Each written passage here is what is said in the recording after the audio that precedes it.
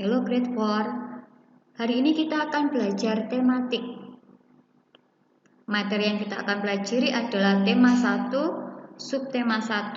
Tapi hari ini yang kita bahas adalah pembelajaran 3 dan 4. Apa saja yang akan kita pelajari? Materinya ada 3 pelajaran. Yang pertama, kita akan belajar bahasa Indonesia. Mengidentifikasi gagasan pokok dan gagasan pendukung dalam teks.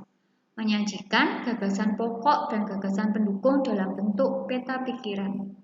Yang kedua, kita akan belajar IPA. Melakukan percobaan perambatan bunyi. Yang ketiga, kita akan belajar PPKN. Menjelaskan contoh sikap menjaga persatuan dan kesatuan. Pertama, kita akan membahas pelajaran bahasa Indonesia. Mengidentifikasi gagasan pokok dan gagasan pendukung dalam teks. Sebelumnya, kalian masih ingat apa itu gagasan pokok dan pendukung? Pada pertemuan kemarin, sebenarnya Miss Devi sudah menjelaskan apa itu gagasan pokok. Tapi pada pertemuan ini kita ulangi lagi. Gagasan pokok adalah kalimat inti dalam sebuah paragraf. Gagasan pokok ini terletak di awal dan di akhir paragraf. Gagasan pendukung adalah uraian atau tambahan informasi untuk menjelaskan gagasan pokok.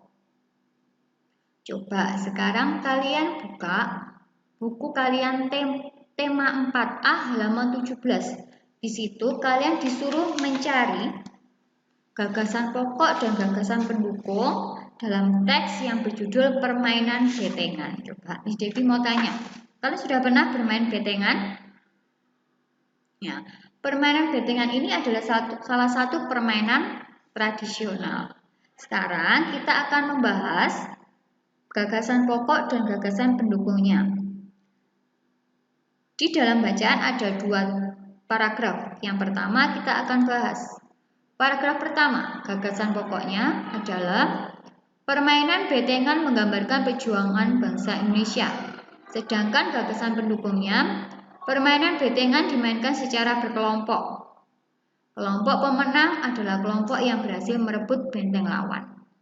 Gagasan pendukung bisa berupa 2 kalimat karena gagasan pendukung ini di dalam teks bacaan terdiri pada paragraf pertama, paragraf 1 ini terdiri atas 4 kalimat ya, jadi gagasan pendukungnya lebih dari 1. Sekarang kita akan bahas paragraf kedua. Gagasan pokoknya, permainan betengan memiliki banyak manfaat. Sedangkan gagasan pendukungnya, permainan betengan melatih kerjasama para pemain. Yang kedua, permainan betengan melatih anak meningkatkan kreativitasnya. Sekarang kita akan membahas menyajikan gagasan pokok dan gagasan pendukung dalam bentuk peta pikiran. Nah, kalian harus tahu apa itu peta pikiran. Peta pikiran adalah suatu cara yang digunakan untuk menemukan informasi-informasi dalam suatu bacaan. Sekarang, tugasnya kita akan mencari gagasan pokok dan gagasan pendukung untuk membentuk peta pikiran. Kalian buka tema 4A, buku tema 4A halaman 23. Di situ ada bacaan yang berjudul Lestarikan Batik, Wujud Cinta Tanah Air. Sekarang kita akan membahasnya. Untuk paragraf pertama, gagasan pokoknya adalah batik merupakan identitas bangsa Indonesia. Gagasan pendukung, setiap tanggal 2 Oktober diperingati sebagai Hari Batik Nasional. Untuk paragraf kedua, gagasan pokoknya, masih ada masyarakat Indonesia yang belum mengenal sejarah lahirnya batik di Indonesia. Gagasan pendukung, batik di Indonesia dikenal sejak zaman Kerajaan Majapahit. Sekarang paragraf ketiga, gagasan pokok, setiap motif pada batik tulis memiliki sejarah dan filosofi tersendiri. Sedangkan gagasan pendukungnya, batik cetak lebih digemari oleh masyarakat daripada batik tulis dan batik cap. Sekarang paragraf keempat, gagasan pokok. Batik asli Indonesia yaitu batik tulis. Gagasan pendukung, batik tulis merupakan salah satu wujud pelestarian terhadap warisan bangsa.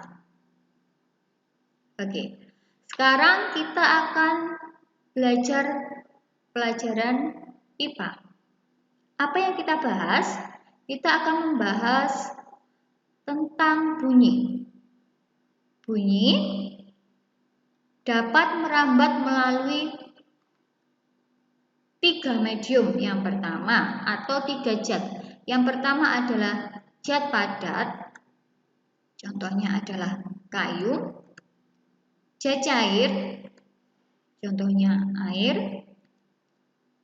Gas, zat gas.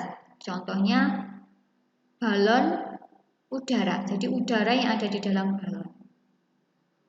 Jadi bunyi ini dapat merambat melalui zat padat, cair, dan gas. Tetapi bunyi tidak dapat merambat di ruang hampa. Mengapa? Karena bunyi memerlukan media untuk merambat. Ya. Nah, coba kalian perhatikan 2 gambar ini. Di buku kalian, di halaman 18, di situ ada contoh telepon sederhana. Membuat telepon sederhana. Kalian sudah pernah bermain telepon sederhana? Jika belum, kalian bisa membuat telepon sederhana di rumah, ya.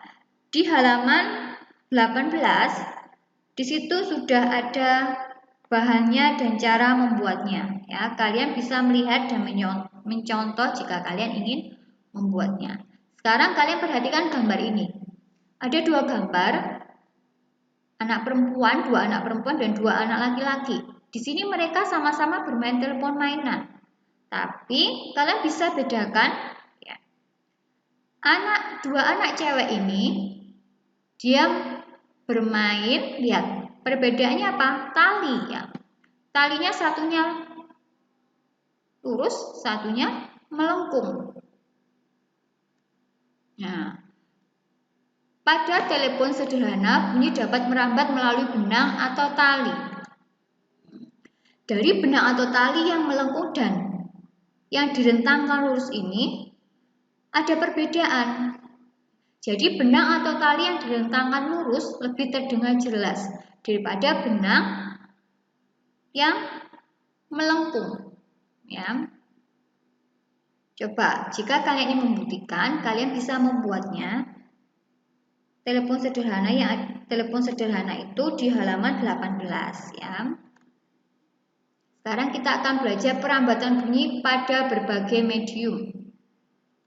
Contohnya medium udara, yaitu lonceng yang dipukul. Suara bunyi lonceng tersebut akan merambat melalui udara hingga sampai ke telinga kita, sehingga kita dapat mendengar bunyi lonceng itu. Yang kedua, medium cair. Kalian lihat gambarnya. Itu adalah contoh anak yang sedang membenturkan 2 batu di dalam air. Bunyi benturan tersebut lebih lemah dibanding bunyi benturan batu yang ada di luar air. Jadi saat kita membenturkan membenturkan batu di dalam air dan di luar air, itu sangat berbeda, ya. Yang ketiga, medium padat. Jadi contohnya itu ada 2 anak. Yang pertama anak pertama menempelkan telinga di meja.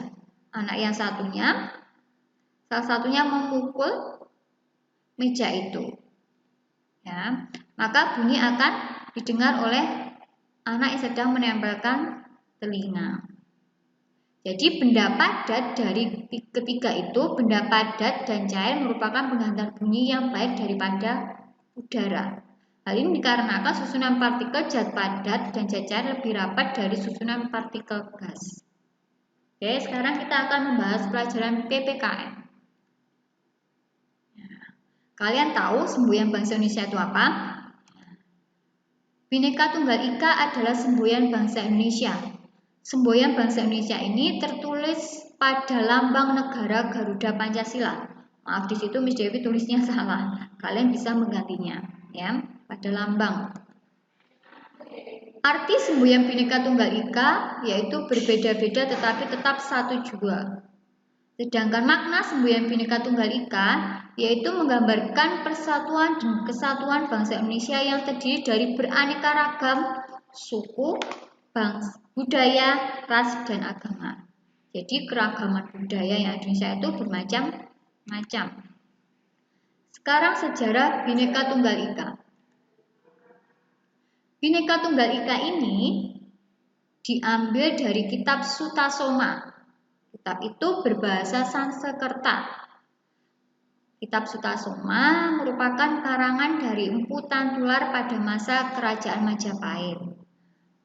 Muhammad Yamin ini adalah tokoh yang pertama kali mengusulkan penggunaan kata Bhinneka Tunggal Ika sebagai semboyan negara.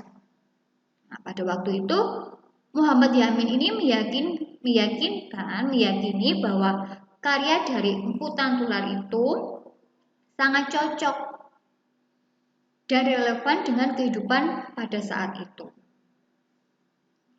Sekarang Miss Devi berikan contoh sikap yang menjaga persatuan dan kesatuan. Contohnya, mendahulukan kewajiban daripada hak, menghormati dan menghargai agama, suku, dan ras. Aktif dalam kegiatan kerja bakti. Mendahulukan musyawarah dalam pengambilan keputusan. Itu adalah contoh menjaga persatuan dan kesatuan. Sedangkan ini adalah contoh sikap yang tidak mencerminkan atau tidak menjaga persatuan dan kesatuan. Yang pertama, mementingkan kepentingan pribadi daripada kepentingan umum. Yang kedua, suka membeda-bedakan pada orang yang berbeda agama, ya, yang berbeda suku atau ras. Yang ketiga, tidak mau ikut bergotong royong. Bangga terhadap budaya sendiri dan merendahkan budaya orang